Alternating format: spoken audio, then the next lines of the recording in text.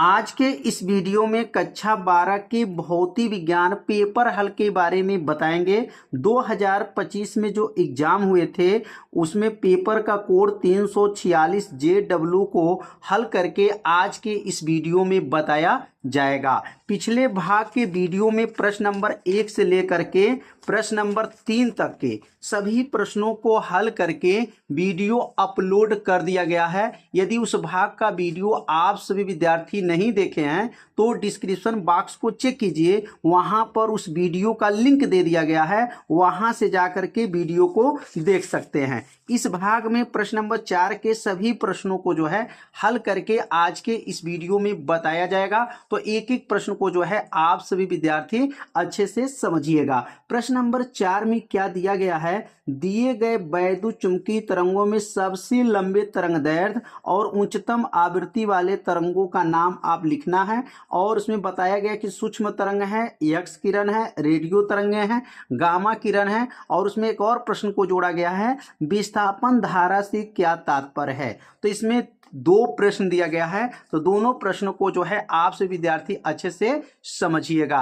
पहला जो प्रश्न पूछा गया है कि इसमें बताना है कि एक्स किरण, रेडियो तरंगे और गामा किरण, इसमें से यह बताना है कि किसकी जो है तरंगदैर्घ्य सबसे लंबा है और किसकी आवृत्ति सबसे जो है आवृत्ति उच्चतम है। और यहाँ पर परिभाषा बताना है विस्थापन धारा से क्या तात्पर्य है। तो यहाँ पर सबसे पहले नीचे लिखेंगे उत्तर इसका, तो यहाँ पे लिखेंगे उत्तर, और उत्तर में सबसे पहले ये जानेंगे कि किसकी जो है तरंगदैर्घ्य सबसे लंबी है। तो यहाँ पे लिखेंगे सबसे लंबी तरंगदैर्घ्य, क्या लिखेंगे यहाँ पर, सबसे लंबी तरंगदैर्घ्य, सबसे लंबी जो है तरंगदैर्घ्य किसकी है। तो सबसे लंबी तरंगदैर्घ्य इसमें बताना है किसका होगा, तो सबसे लंबी तरंगदैर्घ्य बराबर हो जाएगा। तो इसमें बताना है कि सूक्ष्म तरंगे, एक्स किरणें, रेडियो तरंगे, तो इसमें जो होगा रेडियो तरंगे हो जाएगा। रेडियो तरंगों का जो तरंगदैर्घ्य होता है वह सबसे अधिक होता है, तो इसमें उत्तर हो जाएगा रेडियो तरंगे। इसमें ऑप्शन कौन हो जाएगा, रेडियो तरंगे।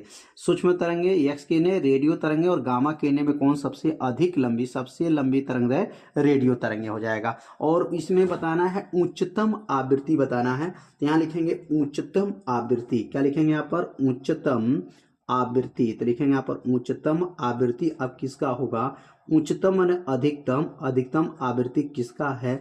तो यहाँ पर अगर उच्चतम आवृत्ति की बात करते हैं तो गामा किरण का हो जाएगा, क्या हो जाएगा, गामा किरण हो जाएगा। इसमें गामा किरण ये लिख देंगे, गामा यहाँ पर हो जाएगा, क्या हो जाएगा, गामा किरणें, गामा किरणें। इसमें ऑप्शन क्या हो जाएंगे, आंसर हो जाएंगे। तो इसमें आपको 4 आपको तरंगे दे दिया गया, उस तरंगों में छांटना है कि सबसे लंबी तरंगदैर्घ्य किसका होगा, तो रेडियो तरंगे का होगा और उच्चतम आवृत्ति गामा किरणें का होगा। तो यह जो है आपको उत्तर समझ में आ गया होगा। अब इसमें प्रश्न दिया गया विस्थापन धारा, तो यहाँ लिखेंगे विस्थापन धारा की परिभाषा बताना है। तो विस्थापन धारा अब किसे कहते हैं, अब विस्थापन धारा का परिभाषा बताएंगे। तो विस्थापन धारा क्या है, विस्थापन धारा की परिभाषा बहुत ही आसान है, बस थोड़ा सा आपको ध्यान देना है। तो यहाँ पर इसकी परिभाषा क्या होगा, किसी परिपथ में समय के साथ परिवर्तित वैद्युत क्षेत्र के कारण उत्पन्न वैद्युत धारा को विस्थापन धारा कहते हैं। तो परिभाषा कैसे लिखेंगे, यहाँ पर किसी परिभाषा को यहाँ पर नोट कर देते हैं, किसी परिपथ में, किसी परिपथ में, किसी परिपथ में समय के साथ, समय के साथ, समय के साथ, समय के साथ परिवर्तित वैद्युत क्षेत्र, परिवर्तित वैद्युत क्षेत्र, परिवर्तित वैद्युत क्षेत्र के कारण, परिवर्तित वैद्युत क्षेत्र के कारण, कारण उत्पन्न वैद्युत धारा को, उत्पन्न वैद्युत धारा को, धारा को विस्थापन धारा कहते हैं, विस्थापन धारा कहते हैं, विस्थापन धारा कहते हैं। कितना आसान है, बस 2 बार पढ़िए, परिभाषा क्या होगा याद हो जाएगा। किसी परिपथ में समय के साथ परिवर्तित वैद्युत क्षेत्र के कारण उत्पन्न धारा को विस्थापन धारा कहते हैं। तो इसमें 2 प्रश्न था, इसमें बताना था लंबी तरंगदैर्घ्य और उच्चतम आवृत्ति, और विस्थापन धारा का परिभाषा बताना था। तो विस्थापन धारा की परिभाषा हो गया। अब हम लोग सीखेंगे अगला प्रश्न क्या है। अब अगला प्रश्न क्या है, परमाणु की अस्थायी कक्षा से क्या अभिप्राय है। परमाणु के अस्थायी कक्षा से क्या अभिप्राय है, परिभाषा देना है। और अगला प्रश्न इसी में जोड़ा गया है, हाइड्रोजन परमाणु की अस्थायी कक्षा में इलेक्ट्रॉन की ऊर्जा का सूत्र निगमित कर इसका इलेक्ट्रॉन के कक्षा के त्रिज्या में संबंध का उल्लेख कीजिए। 3 नंबर का यह प्रश्न है और इसमें 2 प्रश्न को ज्वाइंट किया गया है। पहला हमको परिभाषा देना है, परमाणु की अस्थायी कक्षा से क्या अभिप्राय है। अब इसकी पहले परिभाषा बता देंगे, उसके बाद उसका सूत्र का जो है ये निगमन करना है, निगमन करके भी बताएंगे। तो एक एक लाइन को जो है आप सभी विद्यार्थी अच्छे से समझिएगा।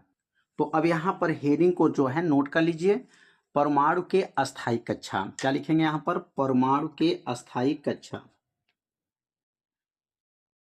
परमाणु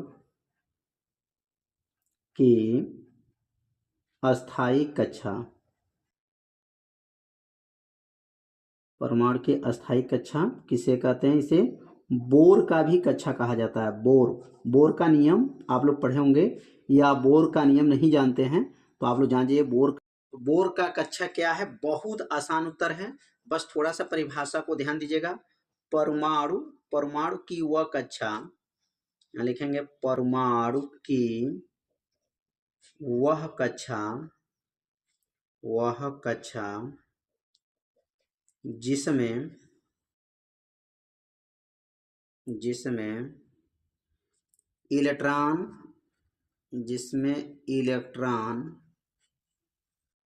इलेक्ट्रॉन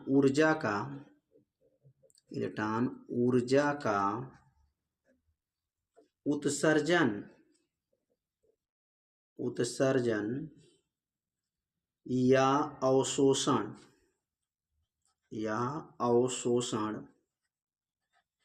उत्सर्जन या अवशोषण किए बिना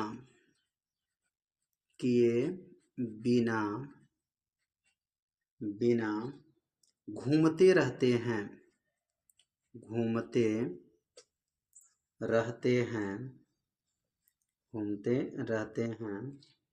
इन कक्षाओं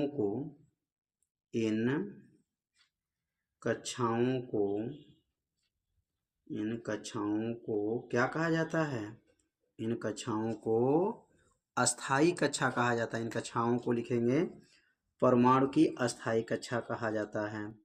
परमाणु की अस्थायी कक्षा कहा जाता है। परमाणु की अस्थायी कक्षा कहा जाता है, कक्षा कहते हैं। एक बार परिभाषा को समझेंगे, बहुत आसान है। परमाणु की वह कक्षा जिसमें इलेक्ट्रॉन ऊर्जा का उत्सर्जन या अवशोषण, न उत्सर्जन करता है न अवशोषण करता है, किए बिना घूमते रहते हैं, इन कक्षाओं को परमाणु की अस्थायी कक्षा कहते हैं। इसे बोर का कक्षा भी कहा जाता है। बोर का परमाणु मॉडल में यह पढ़ना है, परमाणु की अस्थायी कक्षा। अब इसमें एक और प्रश्न दिया गया है, अब उसका सूत्र का निगमन करेंगे। डेरिवेशन दिया गया है कि इलेक्ट्रॉन की ऊर्जा का सूत्र का निगमन करना है। अब निगमन को समझते हैं। तो अगला हेडिंग बनेगा, हाइड्रोजन परमाणु की अस्थायी कक्षा में इलेक्ट्रॉन की ऊर्जा। अब हाइड्रोजन परमाणु की जो अस्थायी कक्षा में इलेक्ट्रॉन की ऊर्जा का सूत्र का निगमन करना है, तो ऊर्जा का मतलब गतिज ऊर्जा, स्थितिज ऊर्जा और कुल ऊर्जा का सूत्र का निगमन करना है। तो यहाँ सबसे पहले आपको बताना है कि यह नाभिक है और नाभिक के चारों से वृत्तीय कक्षा है, और इस वृत्तीय कक्षा में इलेक्ट्रॉन क्या करता है, चक्कर लगाता है। कितनी दूरी पर है, तो r दूरी पर जो है इलेक्ट्रॉन चक्कर लगाता है। और यह नाभिक पर कितना आवेश होता है, तो Zi होता है, और इलेक्ट्रॉन पर आवेश क्या होता है, E होता है। तो यहाँ सबसे पहले जो है माना लिखा जाएगा, माना नाभिक पर उपस्थित आवेश Zi, इलेक्ट्रॉन पर आवेश E तथा उनके बीच की दूरी r है। तो इतना जो है आपको माना लिखना पड़ेगा कि यह नाभिक है, और नाभिक पर आवेश Zi होता है, इलेक्ट्रॉन पे आवेश E होता है, और उनके बीच की दूरी r है। तो आप सभी विद्यार्थी जानते हैं अभिकेंद्र बल। अभिकेंद्र बल का सूत्र क्या है, यहाँ लिखेंगे अभिकेंद्र बल बराबर होता है अभिकेंद्र बल, और अभिकेंद्र बल का सूत्र होता है F बराबर होता है mv का स्क्वायर बटा r होता है। और यह बन जाएगा समीकरण नंबर 1 हो जाएगा। यह बन गया अभिकेंद्र बल। अब पढ़ेंगे कूलाम का नियम के अनुसार जो है वैद्युत बल, लिखेंगे यहाँ पर कूलाम का नियम। तो कूलाम का नियम क्या है, तो कूलाम का नियम जो है आप सभी विद्यार्थी जानते होंगे। कूलाम का नियम क्या है, तो कूलाम का नियम लिखेंगे F बराबर होता है, F बराबर 1/4 pi epsilon not Q1 Q2 बटा R स्क्वायर। ये किनका नियम है, कूलाम का नियम है। अब यहाँ मान भरेंगे F बराबर 1/4 पाई एप्सिलॉन नॉट, Q1 मतलब पहला आवेश, पहला आवेश क्या है Ze गुणे, और दूसरा आवेश क्या है E बटा, और R के जगह पर R है। तो यह Ze कहाँ से आ गया, यह Q1 का मान हो गया, और यह E कहाँ से आ गया, यह Q2 हो गया। यह दूसरा आवेश है और यह पहला आवेश है। अब Ze का गुणा E में कर लेंगे तो क्या बनेगा, F बराबर हो जाएगा।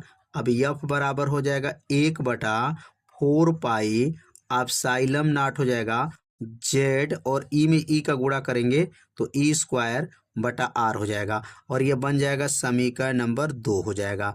तो समीकरण 1 और समीकरण 2 ध्यान से देखेंगे, समीकरण 1 में भी F का मान निकला है और समीकरण 2 में भी F का मान निकला है। तो लिखेंगे समीकरण 1 का मान समीकरण 2 में रखने पर, तो यानी चलिए देंगे यहाँ पर समीकरण जो 1 का मान निकला है, समीकरण 1 का मान, समीकरण 1 का मान समीकरण 2 में रखने पर, समीकरण का मान समीकरण 2 में रखने पर, अब समीकरण 2 में रख देंगे, 2 में रखने पर, समीकरण का मान समीकरण 2 में रखने पर, अब समीकरण 2 में जब रखेंगे तो F हट जाएगा, और F के जगह पर क्या रखेंगे, तो F के जगह पर mv स्क्वायर बटा R है। अब अगला लाइन क्या बनेगा, तो यहाँ पर जब F को हटा देंगे और F के जगह पे क्या लिखेंगे, mv का स्क्वायर बटा R बराबर हो जाएगा 1/4 पाई एप्सिलॉन नॉट Ze का स्क्वायर बटा R हो जाएगा।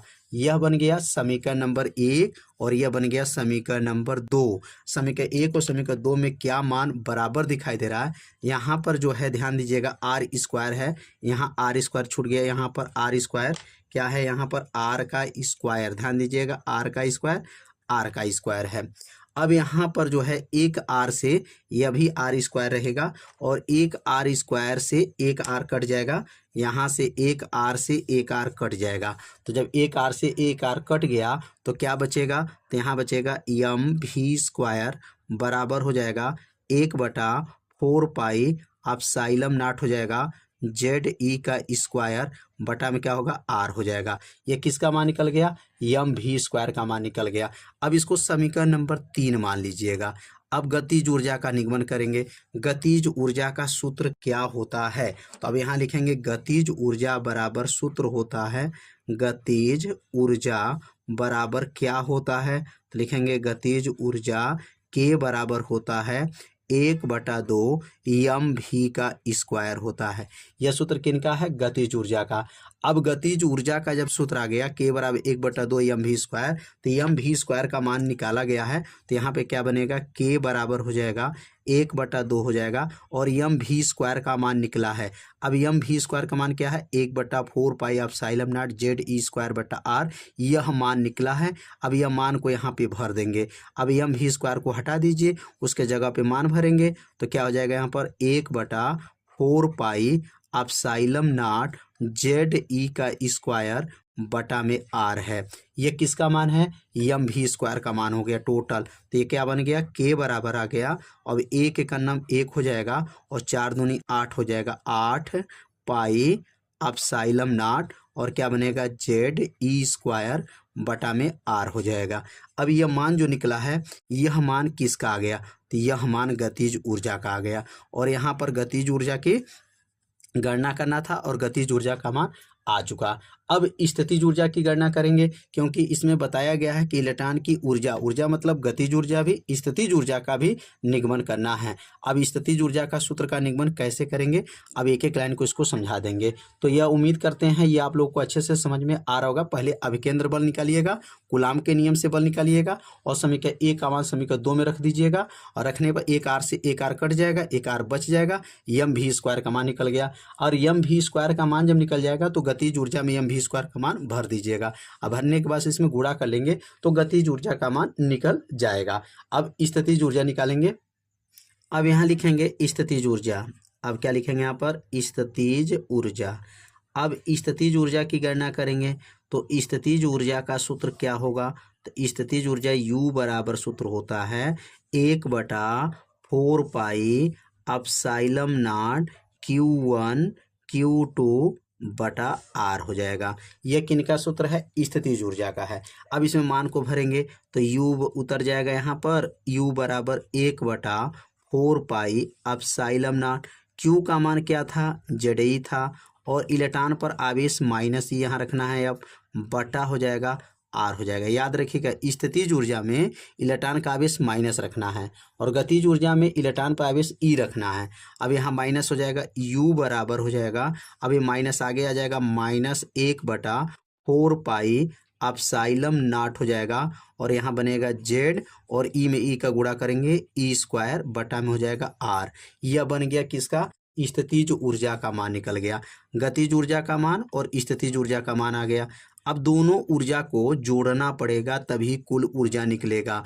अब यहाँ लिखेंगे कुल ऊर्जा। अब यहाँ कुल ऊर्जा का सूत्र क्या है? तो लिखेंगे कुल ऊर्जा बराबर होता है, कुल ऊर्जा को ई से दिखाएंगे और ई बराबर सूत्र होता है गतिज ऊर्जा प्लस स्थितिज ऊर्जा होता है। अब यहाँ लिखेंगे ई बराबर हो जाएगा, गतिज ऊर्जा का मान क्या आया था? तो गतिज ऊर्जा का मान निकला था 1/8 पाई अपसाइलम नॉट और यहाँ निकला था जेड ई का स्क्वायर बटा आर। ये किन का मान आया था? गतिज ऊर्जा का। और स्थितिज ऊर्जा का यहाँ माइनस है तो देखेंगे प्लस माइनस माइनस हो जाएगा और 1/4 पाई अपसाइलम नॉट और यहाँ लिखेंगे जेड ई का स्क्वायर बटा में आर हो जाएगा। अब यहाँ पर देखेंगे हर बराबर नहीं है, यहाँ पे 8 पाई अपसाइलम नॉट, ये 4 पाई अपसाइलम नॉट, तो यहाँ पे इसको हर बराबर करेंगे। तो हर बराबर करने के लिए यहाँ से 2 से ऊपर 2 से नीचे गुणा कर लीजिएगा, हर बराबर हो जाएगा। जब हर बराबर हो जाएगा तो हल करने में आसानी हो जाएगा। तो 1/4 पाई अपसाइलम नॉट, यहाँ पे 4 नहीं था 8 था, 8 है, 8 पाई अपसाइलम नॉट जेड ई का स्क्वायर बटा में आर है और ये 2 से गुणा करेंगे तो -2 जेड ई का स्क्वायर बटा और 4 दूनी 8, 8 pi epsilon not into are हो जाएगा। यह मान अब देखेंगे तो हर यहाँ पर क्या है? बराबर हो गया। अब हर बराबर हो गया है तो जब हर बराबर हो तो नीचे क्या उतरेगा? 8, यहाँ पर भी 8 pi epsilon naught R, 8 pi epsilon naught R, तो क्या हो जाएगा? और 1 में से 2 घटा दीजिए। अब 1 में से जब 2 घटेगा तो -1 हो जाएगा, 1/4 पाई अपसाइलम नॉट और क्या हो जाएगा? जेड ई का स्क्वायर बटा में आर हो जाएगा। यहाँ पे 4 नहीं है, ध्यान दीजिए, 8 है तो यहाँ 8 रहेगा, यहाँ पर हर बराबर है तो 8 पाई अपसाइलम नॉट जेड ई का स्क्वायर बटा आर। ये -1 कैसे आ गया? 1 में से 2 को घटा दिया है तो 1 में से जब 2 जाएगा तो -1 आ जाएगा। तो यहाँ पर जो निकला है, क्या निकला है? कुल ऊर्जा निकल गया और कुल ऊर्जा का मान क्या आया है? -1/8 पाई अपसाइलम नॉट जेड ई का स्क्वायर बटा क्या है? आर है। अब इसके सहायता से अब प्रश्न को समझेंगे, एक बार प्रश्न को देखते हैं। अब यहाँ प्रश्न में क्या कहा गया? ऊर्जा का सूत्र निगमित कर इसके इलेक्ट्रॉन के कक्षा की त्रिज्या से संबंध का उल्लेख कीजिए। अब इलेक्ट्रॉन की कक्षा की जो त्रिज्या है उसके संबंध का उल्लेख करना है। तो अब तो ऊर्जा का सूत्र आ गया है, लेकिन अब यहाँ जो त्रिज्या है, अब त्रिज्या को बदल दीजिए। आर बराबर होता है, त्रिज्या का सूत्र होता है आर बराबर पढ़े होंगे एप्सिलॉन नॉट एन का स्क्वायर एच का स्क्वायर पूरे का बटा, और नीचे क्या होगा जेड पाई एम ई का स्क्वायर। ये किन का सूत्र है? आर का सूत्र है। अब इस आर को हटा दीजिए और आर के जगह पे ये मान को भर देंगे, क्योंकि प्रश्न में कहा गया है। तो ये ऊर्जा के सहायता से ये त्रिज्या का उल्लेख करना है, मतलब त्रिज्या को हटाना है। अब अगला स्टेप क्या बनेगा? ई बराबर हो जाएगा और -1/8 पाई एप्सिलॉन नॉट जेड ई का स्क्वायर पूरे का बटा, और आर को हटा दीजिए। आर के जगह पर, यह आर के जगह पर क्या रखना है? तो एप्सिलॉन नॉट एन का स्क्वायर एच का स्क्वायर पूरे का बटा जेड पाई एम ई का स्क्वायर। अब यहाँ पर जो है मान को जो है भरने के बाद से जो मान नीचे है वो मान कहाँ चला जाएगा? ऊपर चला जाएगा। तो ये ऊपर भेज देंगे यहाँ पर। तो सबसे जब ऊपर जाएगा तो क्या बनेगा? अब ये जो मान नीचे है वो सबसे ऊपर चला जाएगा, यहाँ पर चला जाएगा।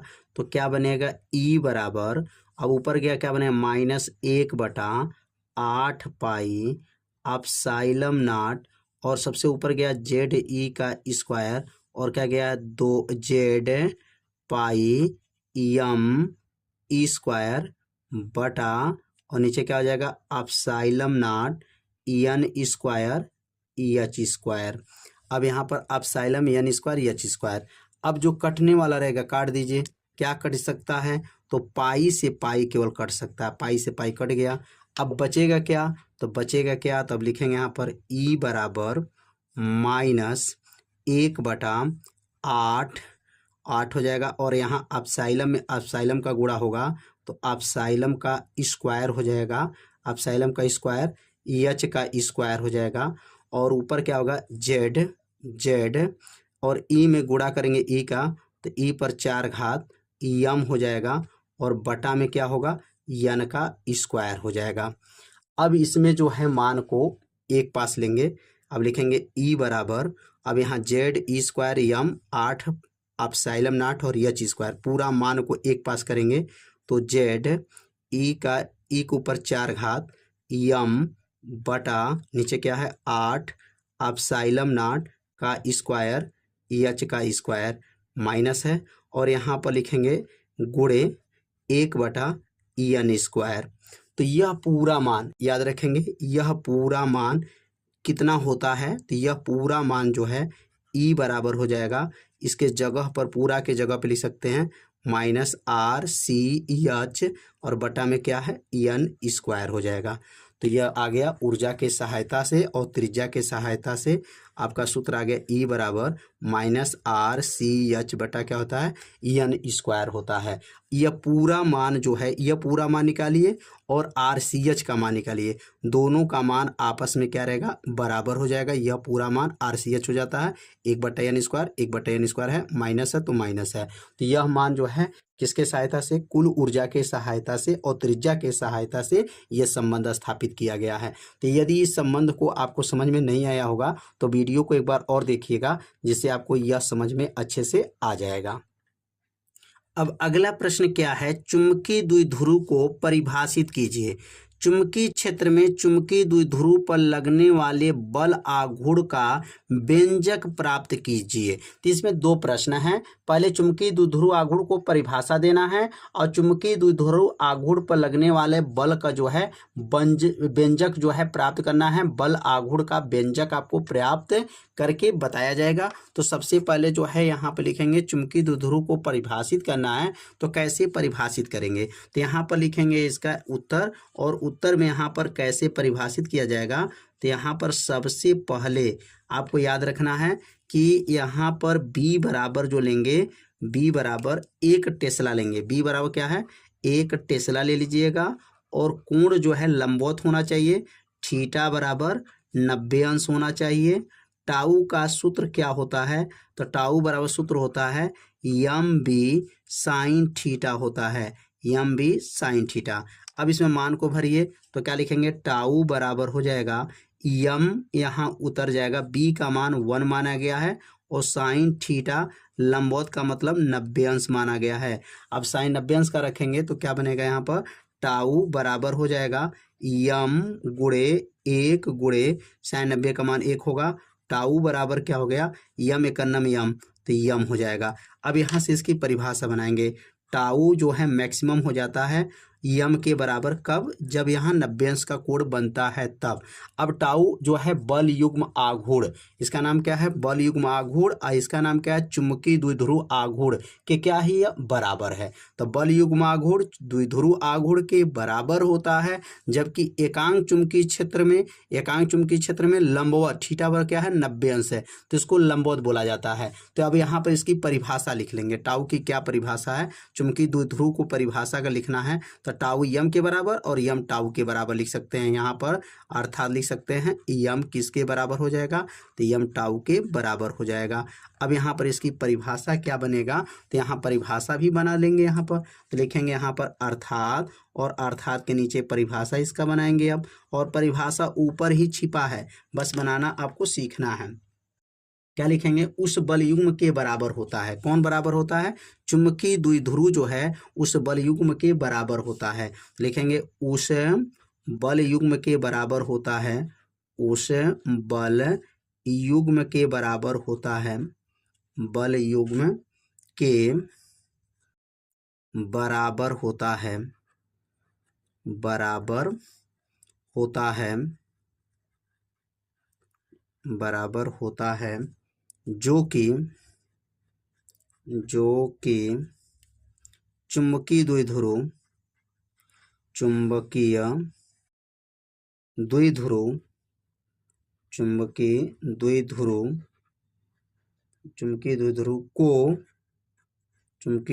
को एकांक क्यों लिख रहे हैं, क्योंकि इसमें जो है बी का मान 1 माना गया है, एकांक एवं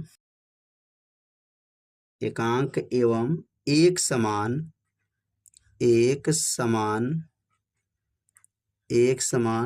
चुंबकीय क्षेत्र।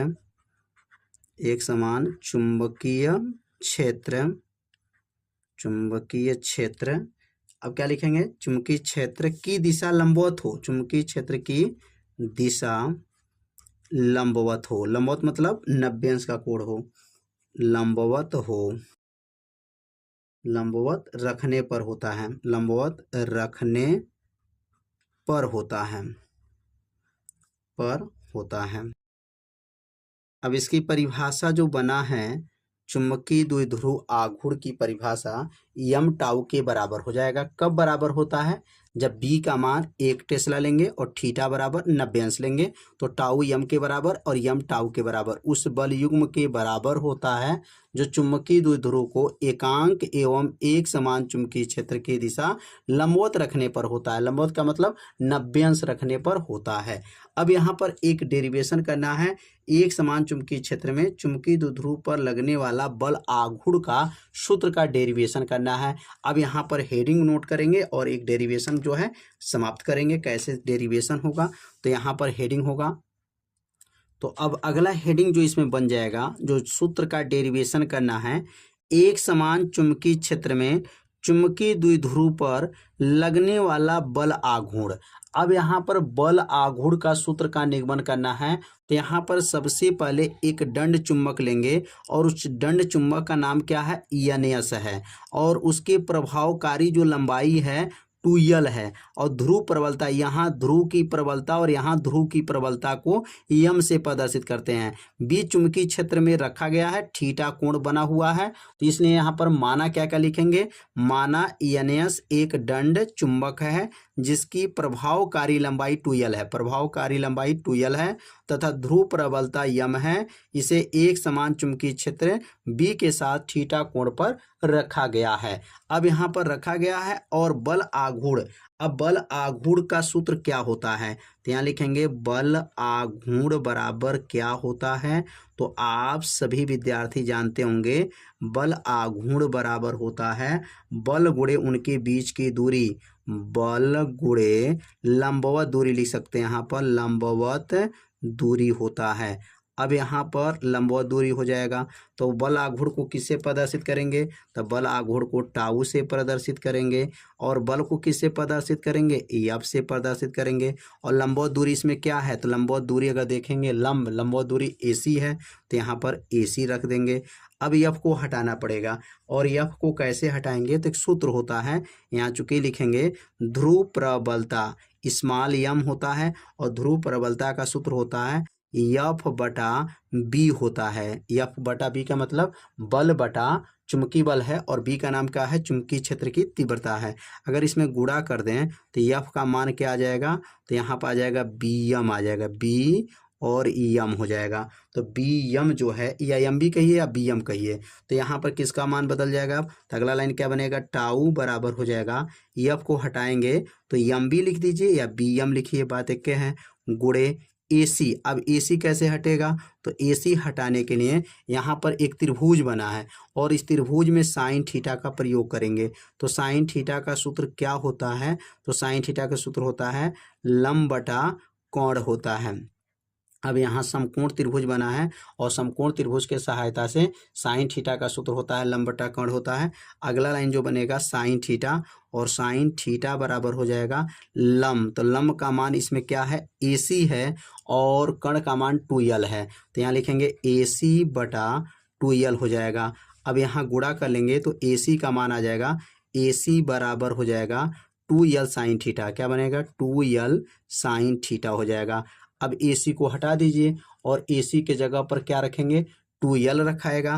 तो अगला लाइन क्या बनेगा, टाउ बराबर हो गया m हो जाएगा, b हो जाएगा और AC हट जाएगा। अब यहाँ त्रिकोण मिति के अनुसार त्रिभुज के अनुसार साइन थीटा का सूत्र लंब बटा कण, लंब AC है चित्र में और कण 2l है, 2l में साइन का गुणा हुआ, AC but 2l sine theta, AC हट गया और उसके जगह पे क्या लिखेंगे 2l साइन थीटा। अब यहाँ पे क्या बनेगा, अगला लाइन टाउ बराबर m और 2l को एक पास लाएंगे तो m गुणे 2l और बगल में क्या बनेगा, अब m गुणे 2l और बचा क्या यहाँ पर b और बचेगा यहाँ पर साइन थीटा हो गया। और m गुणे 2l ये सूत्र है, m गुणे 2l किसका सूत्र है, तो यहाँ पर सूत्र लिख लीजिएगा, यहाँ पर लिखेंगे चूंकि, और m गुणे 2l किसका सूत्र है, यहाँ कैपिटल M उसको बोलेंगे चुंबकीय द्विध्रुव आघूर्ण कहा जाता है, m गुणे 2l और स्मॉल m का नाम क्या है, ध्रुव प्रबलता और दोनों ध्रुवों के बीच की दूरी के गुणनफल को जो है चुंबकीय द्विध्रुव आघूर्ण कहा जाता है। इसको m से प्रदर्शित करेंगे तो m के जगह पर क्या रखना है, m गुणे 2l हटाइए और उसके जगह पर बड़ा m रख लीजिए, तो क्या बनेगा टाउ बराबर इसके जगह पे क्या बनेगा m और ये बन गया b साइन थीटा, ये टाउ का सूत्र आ गया। और इसी का डेरिवेशन करना था, टाउ बराबर क्या होता है, एम बी साइन थीटा होता है। तो यह सूत्र का डेरिवेशन जो है आप लोगों को अच्छे से समझ में आ गया होगा। बल आघूर्ण का सूत्र प्रयोग किए हैं, बल गुणे लंबवत दूरी है, एफ AC का मान निकाल कर रखे हैं और एफ का मान यह जो है ध्रुव प्रबलता के सहायता से जो है बल चुंबकीय बल बटा चुंबकीय क्षेत्र है गुणा किए हैं, तो एफ का मान bm आ गया, या एम बी कहिए या bm कहिए, तो एफ के जगह पे एम बी हो गया गुणे AC का मान त्रिकोणमिति के अनुसार साइन का प्रयोग करके रखे हैं और m और 2l को मिला करके कैपिटल M हो गया और कैपिटल M का नाम क्या है, चुंबकीय द्विध्रुव आघूर्ण है। तो उम्मीद करते हैं यह सूत्र का निगमन आप लोगों को अच्छे से समझ में आ गया होगा। तो अब सीखेंगे अगला प्रश्न। अब अगला प्रश्न क्या है, दिए गए परिपथ के सहायता से परिपथ का कुल प्रतिरोध तथा सेल से प्रवाहित धारा की गणना कीजिए। अब यहाँ पर एक परिपथ दे दिया गया है और इस परिपथ में कुल प्रतिरोध की गणना करना है और सेल से प्रवाहित धारा की गणना करना है। यहाँ पर 100 ओम है, 50 ओम है, 75 ओम है, 50 ओम है। अब इसकी सहायता से आपको कुल प्रतिरोध बताना है और प्रवाहित धारा की गणना करना है। 3 नंबर का क्वेश्चन है। अब इसको कैसे सॉल्व करेंगे, तो सबसे पहले यहाँ ध्यान देंगे, यह परिपथ में जो है 3 प्रतिरोध जुड़ा है, 50 ओम, 75 ओम, 50 ओम। तो यह तीनों जो प्रतिरोध है यह श्रेणी क्रम में जोड़ा गया है। समांतर क्रम, कौन क्रम है, समांतर क्रम, ध्यान दीजिएगा, समांतर क्रम, एक के बाद दोनों का सिरा यहाँ पर और यहाँ पर सिरा एक जगह है, तो इसलिए यह और यह समांतर क्रम, पार्श्व क्रम भी इसको कहा जाता है। तो यहाँ पर इसका तुल्य प्रतिरोध इतना गणना करेंगे, उसके बाद 100 ओम का प्रयोग करेंगे। तो यहाँ पे क्या लिखेंगे, 50 ओम, माने 50 जो ओम दिया गया है और 50 ओम के बाद 75 ओम है, तो 50 ओम कामा 75 ओम, 50 ओम, 75 ओम और 50 ओम, यहाँ पर दिया है 50 ओम। यह जो है तीनों प्रतिरोध किस क्रम में हैं, तो कहेंगे समांतर क्रम में हैं, समांतर क्रम में जुड़े हैं। और समांतर क्रम में अगर जुड़े हैं, समांतर क्रम में हैं, अब यहाँ समांतर क्रम में हैं तो इसका तुल्य प्रतिरोध क्या होगा, तो तुल्य प्रतिरोध के लिए समांतर क्रम का सूत्र क्या होता है, तो 1/r बराबर सूत्र होता है 1/r1 plus 1/r2 plus 1/r3। यह किस क्रम का है, समांतर क्रम का है। अब यहाँ r1 का मान कितना है, r2 का मान कितना है और r3 का मान कितना है, मान को रखेंगे तो अगला लाइन क्या बनेगा, 1/r बराबर 1/r1 50 हो जाएगा प्लस 1/r2 75 हो जाएगा और 1/r3 50 हो जाएगा। अब यहाँ तीनों का हर बराबर नहीं है, अब यहाँ तीनों का हर बराबर करेंगे तो 1/r बराबर 50, 50 तो यहाँ 150, 3 से गुणा कर दीजिएगा, 2 से गुणा करिएगा, 75 दूना 150, 50 तो यहाँ 150। मतलब अगर इसका एलसीएम ले लें तो यहाँ पर 150 हो जाएगा, एलसीएम कितना होगा, 150 हो जाएगा। अब 50 का गुणा करिए 150 आ जाए तो 50 तियाँ 150, 3 हो गया, 75 दूना जो है 150 और 50 तियाँ जो है 150, तो यहाँ पर जो है एलसीएम जो है नीचे 150 हुआ था। अब इसको जोड़ेंगे तो 3 2 5 और 5 3 इसको जोड़ेंगे कितना हो जाएगा, यहाँ पर 8 हो जाएगा, 3 2 5 3 8, 1/r बराबर क्या हो जाएगा, तो 8/150 हो जाएगा। अब इसका उल्टा कर दीजिए तो r का तुल्य प्रतिरोध निकल जाएगा, तो r/1 हो जाएगा, तो यहाँ पे क्या बनेगा, 150/8 हो जाएगा। अब यहाँ से r का मान क्या निकल गया, तो 150/8 को अगर 2 से काट देंगे तो क्या बनेगा, 75/4, 75/4 ओम कौन आ गया, 75/4 ओम जो निकला है यह केवल परिपथ का निकला है, 75/4 ओम। अब यहाँ पर 100 ओम है, तो यह 75/4 और यह 100 ओम किस क्रम में हो जाएगा, श्रेणी क्रम हो जाएगा, क्योंकि श्रेणी क्रम बन जाएगा। तो यहाँ लिखना पड़ेगा अब 75/4 जो आया वह मान 75/4 ओम और 100 ओम परिपथ में है, तो लिखेंगे यहाँ पर कामा दे करके 100 ओम। अब यह किस क्रम में हो जाएगा, तो यह हो जाएगा श्रेणी क्रम हो जाएगा, कौन क्रम होगा, श्रेणी क्रम। अब श्रेणी क्रम जब हो जाएगा तो श्रेणी क्रम में है, अब श्रेणी क्रम का सूत्र लागू करेंगे तो श्रेणी क्रम का सूत्र क्या होता है, तब लिखेंगे श्रेणी क्रम का सूत्र हो जाएगा, अब r डैश कर लीजिएगा तो r डैश बराबर r1 प्लस r2 हो जाएगा।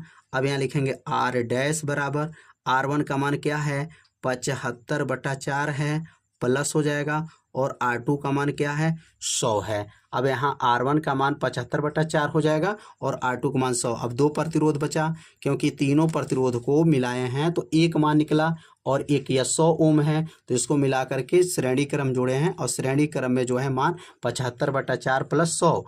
अब इसको जोड़ेंगे कितना आंसर आएगा, तो अब यहाँ पर लिखेंगे r डैश बराबर हो जाएगा, 4 में 100 को गुणा करिए 400, 400 में 75 जोड़िए 475 हो जाएगा, 475 बटा बटा में क्या हो जाएगा 4 हो जाएगा। 475 कैसे हुआ, 4 में 100 का गुणा किए 400, 400 में 75 जोड़े 400 बटा 4।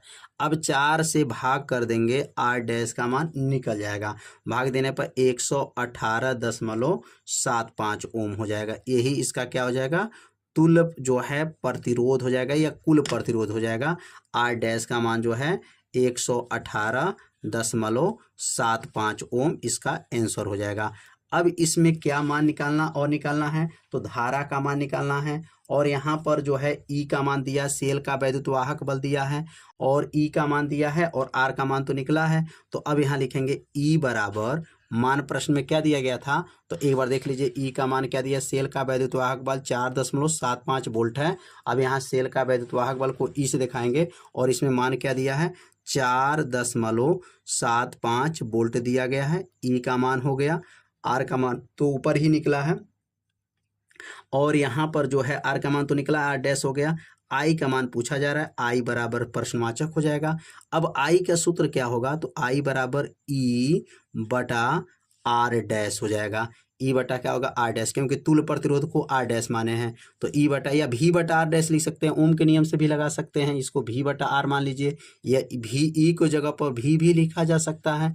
अब यहाँ पर मान जब रखेंगे तो क्या आएगा, तो यहाँ पर मान है 4.75 है, अब बटा, और यहाँ पर मान जो आया है 118.75 है। अब 118.75 दोनों का दशमलव आपस में क्या है, बराबर हैं, तो दशमलव को हटा दीजिएगा, और हटा करके जो भाग देंगे, तो भाग देने पे क्या आ जाएगा 0.04 एम्पियर आ जाएगा, 0.4 एम्पियर आ जाएगा। यही इसका क्या हो जाएगा, आंसर हो जाएगा। अब इसमें से इसको दशमलव हटा कर भाग देंगे तो 0.04 एम्पियर आ जाएगा। पूरे परिपथ में कितना धारा रहेगा, 0.04 एम्पियर धारा प्रवाहित होगा। तो यह भी प्रश्न आप लोग को अच्छे से समझ में आ गया होगा। अब अगला प्रश्न को समझेंगे। अगला क्वेश्चन है, खगोलीय दूरदर्शी क्या है। खगोलीय दूरदर्शी का किरण आरेख बनाइए जबकि अंतिम प्रतिबिंब अनंत पर बनता है। तो यहाँ खगोलीय दूरदर्शी की परिभाषा बताना है, और खगोलीय दूरदर्शी का केवल किरण आरेख बनाना है, और इसका अंतिम प्रतिबिंब अनंत पर बनता है। अब ये 3 नंबर का क्वेश्चन है। तो यहाँ खगोलीय दूरदर्शी क्या है और उसका किरण आरेख बनाइए। तो सबसे पहले खगोलीय दूरदर्शी की आपको परिभाषा लिखना है कि वह जो है प्रकाशिकी यंत्र होता है जिसके सहायता से दूर स्थित वस्तुओं का प्रतिबिंब बड़ा दिखाई देता है, उसे खगोलीय दूरदर्शी कहते हैं। तो यहाँ पर जो है उत्तर को लिख लेंगे कि वह प्रकाशिकी यंत्र, क्या लिखेंगे, वह प्रकाशिक यंत्र, वह प्रकाशिक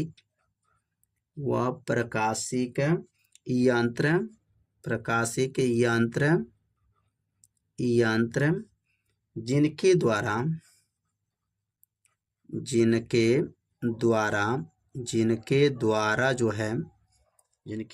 दूर स्थित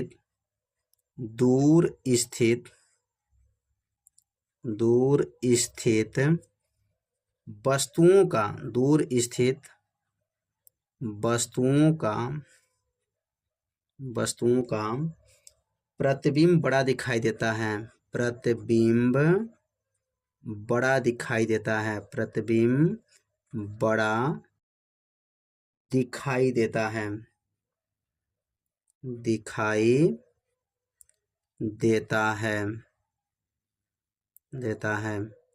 ऐसे दूरदर्शी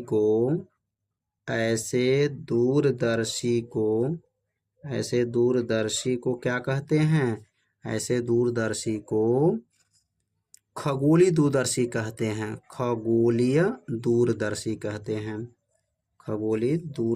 कहा जाता है, दूरदर्शी कहते हैं। अब यहाँ पर इसका किरण आरेख बनाना है, तो किरण आरेख भी अब समझ लेंगे। वह प्रकाश की यंत्र जिनके द्वारा दूर स्थित वस्तुओं का प्रतिबिंब जो होगा बड़ा दिखाई देगा, ऐसे दूरदर्शी को क्या कहते हैं, खगोलीय दूरदर्शी कहते हैं।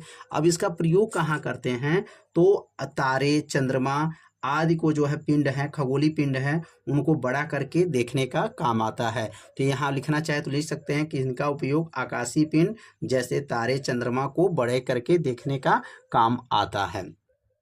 अब इसका किरण आरेख कैसा होता है, अब किरण आरेख की आकृति देख लेते हैं। यह जो आकृति बना है ये खगोलीय दूरदर्शी का आरेख है और यही आरेख आपको बनाना था कि इसमें एक जो है उत्तल लेंस लगा है, दो उत्तल लेंस लगा होता है और एक जो आंख के पास लगा जो लेंस होता है वह नेत्रिका लेंस होता है। जो वस्तु के पास लगा होता है उसको अभिदृश्यक लेंस कहा जाता है। यह वस्तु है तो इसलिए इसका नाम अभिदृश्यक लेंस होगा क्योंकि वस्तु के पास लगा है और यह आंख के पास लगा हुआ लेंस है तो उसको अभिनेत्र लेंस या नेत्र आरेख को बनाना है और इस आरेख को बना लीजिएगा और अच्छे से समझ लीजिएगा। अब इसका जो है एक और प्रश्न इसमें पूछा गया है, तो प्रश्न क्या और पूछा गया देख लेते हैं।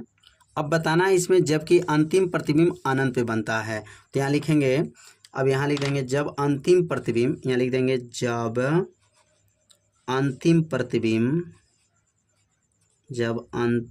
प्रतिबिंब अनंत पर बनता है तो अनंत पर बनेगा तो क्या आवर्धन क्षमता का सूत्र होगा, तो प्रतिबिंब अनंत पर बनता है, अनंत पर बनता है। आरेख बनाने के बाद अब इसे हेडिंग को नोट कर लेंगे, जब अंतिम प्रतिबिंब कहाँ बनता है, अनंत पर बनता है तो आवर्धन क्षमता क्या सूत्र होता है, तो यम बराबर सूत्र हो जाएगा माइनस एफ नॉट बटा एफ आई, इसको कहा जाता है एफ ओ बटा एफ आई बोल पढ़ सकते हैं इसको। तो आवर्धन क्षमता का यह सूत्र है खगोलीय दूरदर्शी की, जब अंतिम प्रतिबिंब अनंत पर बनता है। तो अब इसका डेरिवेशन नहीं करना, केवल आपको सूत्र बताना है। डेरिवेशन रहता तो उसमें कहा जाता कि सूत्र का निगमन का व्यंजक व्युत्पन्न कीजिए। यहाँ पर केवल अंतिम प्रतिबिंब अनंत पर बनता है, आकृति बनाने के बाद इस सूत्र को आपको लिखना था। तो उम्मीद करते हैं यह सभी प्रश्नों को जो है आप लोगों को अच्छे से समझ में आ गया होगा। तो 4 में कौन कौन से प्रश्न थे, सभी प्रश्नों को हल किया गया है। अब अगले भाग में 5 वाले खंड में कितने प्रश्न हैं, सभी प्रश्नों को हल करके वीडियो अपलोड किया जाएगा और उस भाग का वीडियो देखना होगा तो डिस्क्रिप्शन बॉक्स को चेक कीजिएगा, वहां पर उस वीडियो का लिंक दे दिया रहेगा, वहां से जाकर के वीडियो को देख सकते हैं। तो आज के वीडियो में जो है इतना ही, मिलते हैं अब अगले भाग में, तब तक के लिए जय हिंद जय भारत।